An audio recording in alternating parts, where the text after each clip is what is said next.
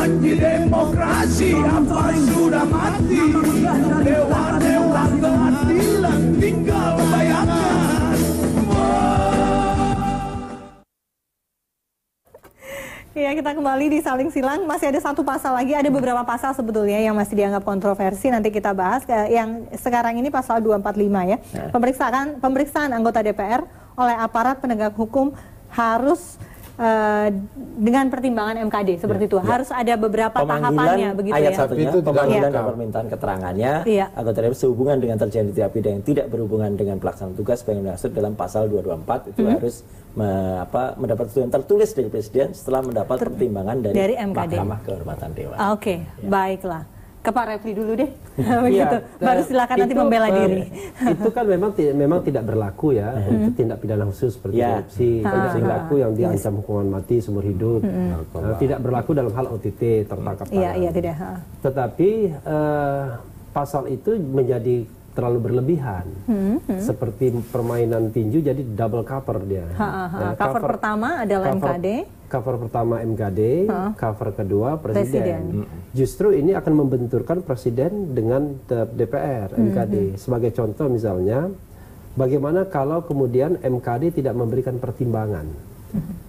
Di mana-manapun, yang namanya pertimbangan itu kan tidak mengikat. Rekomendasi dan pertimbangan itu tidak mengikat. Yang mengikat itu adalah keputusan.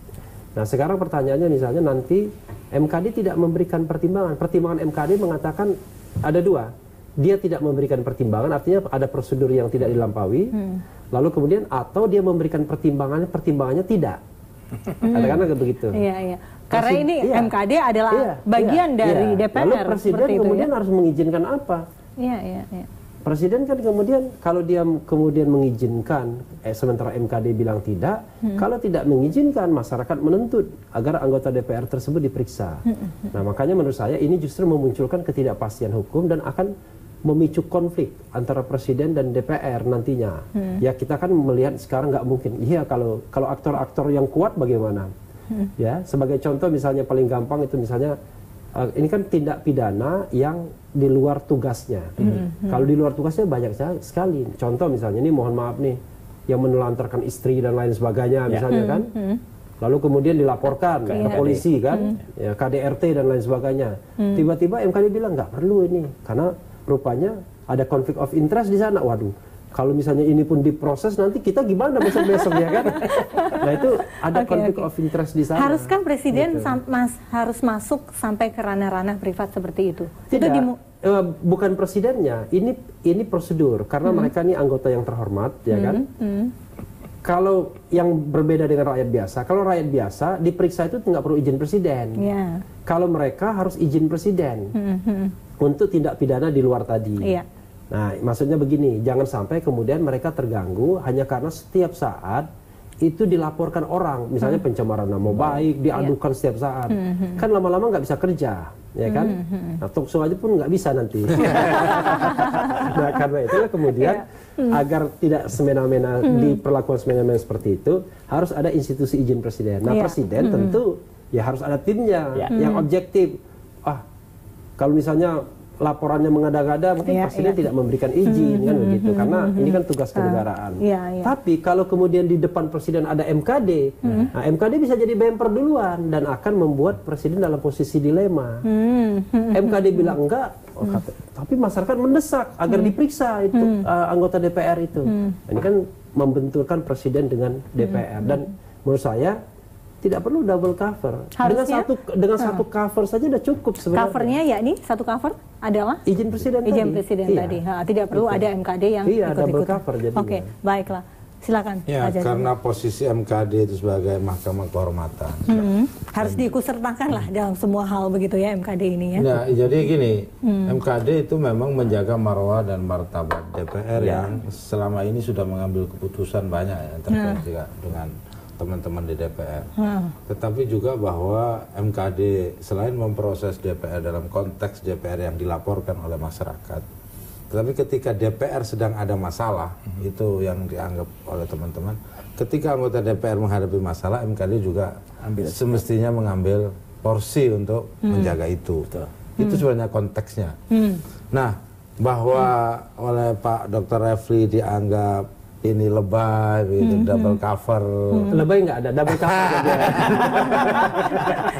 Double cover. Iya. Ya, jadi ini apa namanya soal tafsir ya. Soal tafsir dan soal apa namanya bagaimana proses yang akan dilakukan oleh MKD. Iya. Pertimbangan-pertimbangan yang dimaksud oleh MKD itu seperti apa? Karena yang terjadi yang dikhawatirkan Pak Refli adalah nanti membuat presiden dilematis juga ini. Kalau MKD-nya tidak mengizinkan, tapi terus kemudian ada desakan masyarakat, jadi berarti presiden harus membuat keputusan yang berbeda dengan MKD. Ya itulah. Makin ada banyak kegaduhan politik lagi ke depannya. Itu dinamika politik, bukan kegaduhan politik. Kalau presiden berbeda dengan DPR, disitulah sebenarnya presiden bisa mengambil hati dari masyarakat lah. Dalam kasus pengesahan undang-undang kan juga bisa begitu lah. Sebenarnya nggak apa-apa, sah-sah saja. Dan MKD itu bisa juga misalnya untuk menjadi quote and quote ya, kalau saya lihat penyelamat gitu ya. Penyelamat Anda? Bukan, teman-teman di DPR. Penyelamat institusinya juga. Misalnya dalam kasus Nusa Tenggara Timur tadi ya, orang yang bicara tidak dalam kapasitas anggota DPR, itu kan sebenarnya polisi harus bersikap. Ya, polisi harus bersikap itu sebenarnya. Tapi kan polisi enak karena ada MKD, ya Kapolri kemudian mengatakan, nah ini kan kita serahkan kepada MKD. Nah, terus MKD, jadi efeknya bisa bermacam-macam begitu ya. Bisa juga untuk menyelamatkan presiden. Sebetulnya bisa menyelamatkan presiden. Iya, contoh negatif bagi orangnya. Maksud saya contoh tadi negatif itu menunjukkan bahwa MKD itu menjadi cover memang. Jadi bunker ya, jadi bunkernya DPR. Kenapa? Kan sebenarnya begini, memang ya yang namanya komite etik di parlemen-parlemen di dunia lainnya, di demokrasinya jauh lebih maju selain dari kita, di Indonesia maksudnya. Selain di Indonesia, itu memang kadang-kadang sangat dihormati komite etiknya. Karena memang terdiri dari tokoh-tokoh senior, orang yang ibaratnya dendamnya nggak banyak ya kan, kemudian pengelompokannya nggak banyak. Nah, tapi ini bagian begitu ya, MKD ini kan sudah terbukti susah untuk DPR. objektif ketika kasus misalnya Setia Novanto kemarin, DPR, kelihatan benar kan DPR, MKD-nya. MKD-nya ada blok 2, ada yang pro, ada yang kontra. Jadi nggak perlu sidang sebenarnya. Karena sudah jelas. Oke. Baiklah, ternyata banyak juga yang kontroversi dari undang-undang ini memang layak diuji materi. Kita harus break lagi dan kita akan kembali dengan ada satu pasal yang agak kontroversi, yakni mengenai penambahan pimpinan DPR dan MPR. Begitu, pimpinan DPR menjadi genap, menjadi 6 orang begitu dari masing-masing fraksi yang berbeda. Apa yang akan terjadi ke depannya? Kita akan kembali saat lagi.